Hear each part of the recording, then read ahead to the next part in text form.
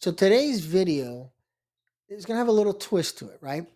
I was going to talk about chaos, right? And actually, let me talk about chaos first, briefly.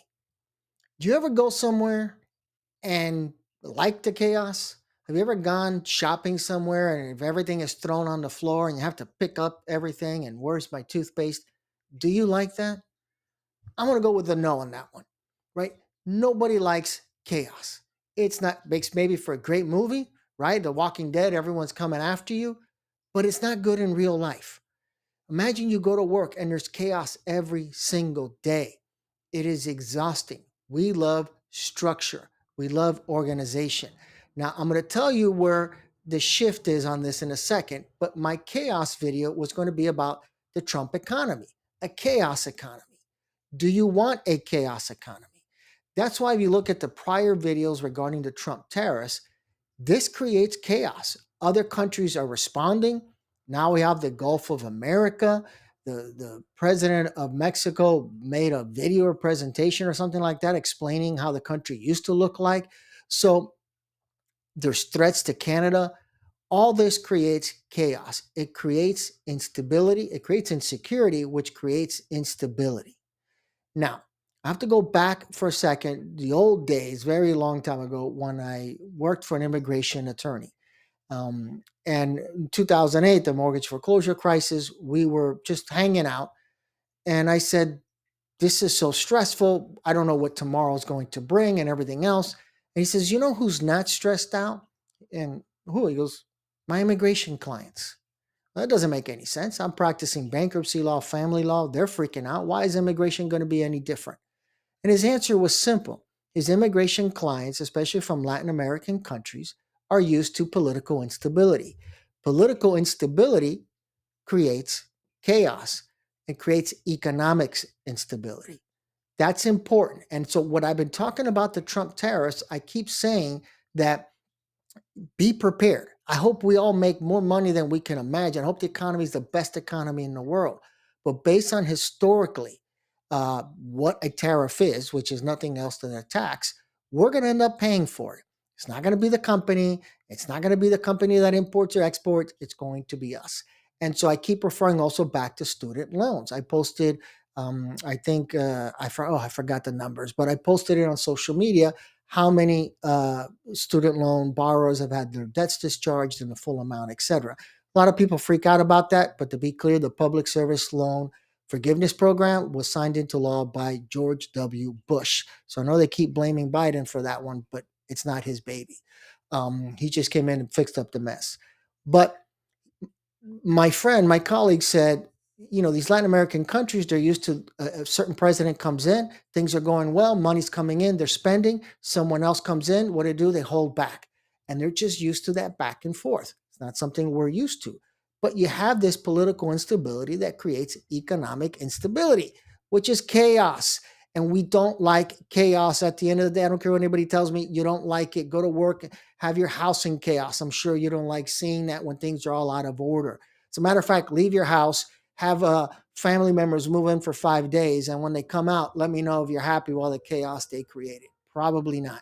So the point is, I was going to focus on chaos and saying, comparing, because I keep saying we should maybe hold off. A lot of people are actually doing the opposite. They're avoiding the tariffs, maybe a 30%, 25, 30% hike, let's say, on a car. So they're going out and buying cars now. I've been saying the opposite because of chaos. I'm saying, what if these tariffs do come into play? What if it is going to cost us $3,000 to $4,000 more per year? And then we have the issues of student loans. Let's just say $300 a month on the tariffs and $300 a month on the student loans. That's $600. Where are you going to come up with that money? You got to get rid of $600 in expenses or increase your income by $600. Neither one can be done.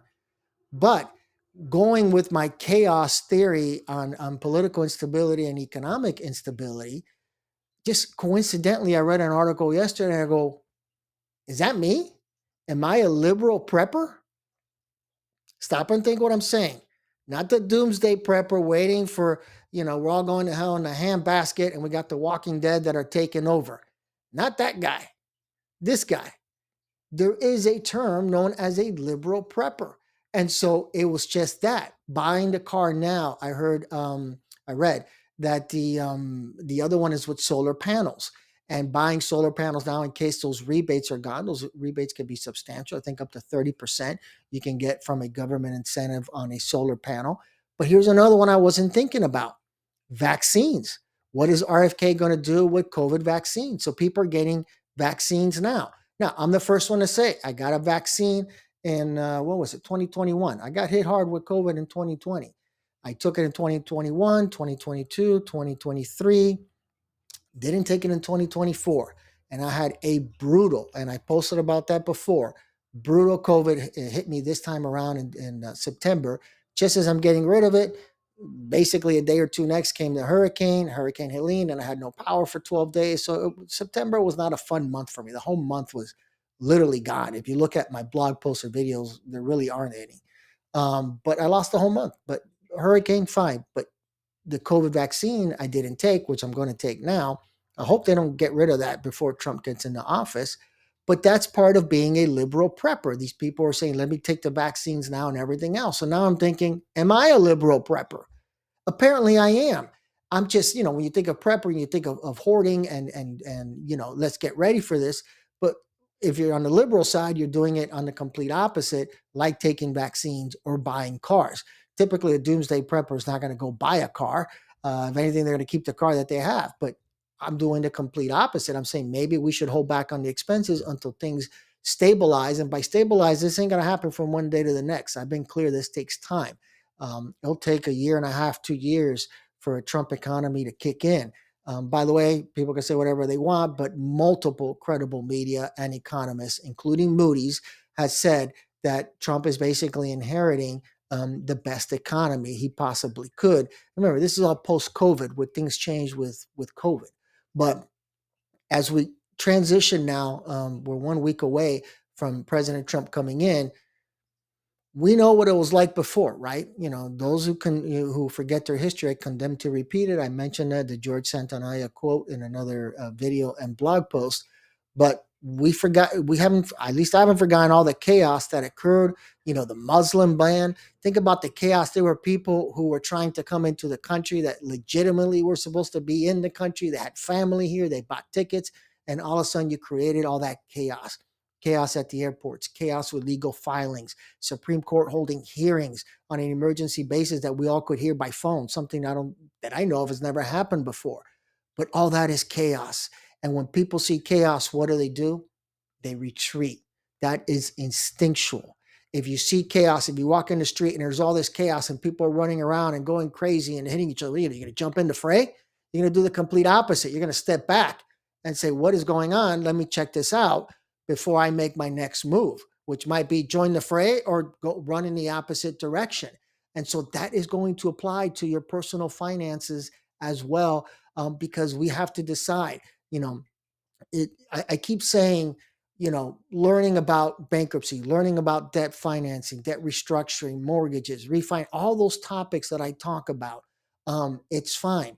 But part of everything else when it comes to debt is just also being prepared, because there are times that you may not be prepared. I'm going to give you a quick example that caught me off guard. When the economy was doing great, I kept telling people, I wasn't applying it to me, but I'm talking about not the economy so much, but let's say the housing. What was it? It was like 2004, 2005 when the prices skyrocketed. I kept telling people, I don't know, if you're not selling your house, what does it really matter if it's worth more? It's going to cost you more. You're going to have to pay more for your insurance. You have to pay more for your taxes. And so your escrow is going to go up. This isn't a good thing. I was saying it, but I wasn't thinking about it with me. I was just so focused in running a law practice that everything else around me was like, I'm not just paying any attention to it, until finally my bank sent me a letter and says, you're going to be short $1,500 a month on your escrow.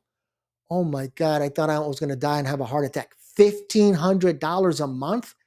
Where's that money going to come from? And so I wasn't prepared. And so that's all I've been saying from day one now. It's going to be at least 4 or 5 videos where I've talked about the Trump economy and being prepared. Are you prepared? Everybody's situation is worse. You might be able to afford a new car loan. You might be able to afford an increase in your student loan payments, and then that's great. More power to you. But if you think student loans are going to go up, which they probably will, then is now the time to buy a new car because you're avoiding the 25% tax?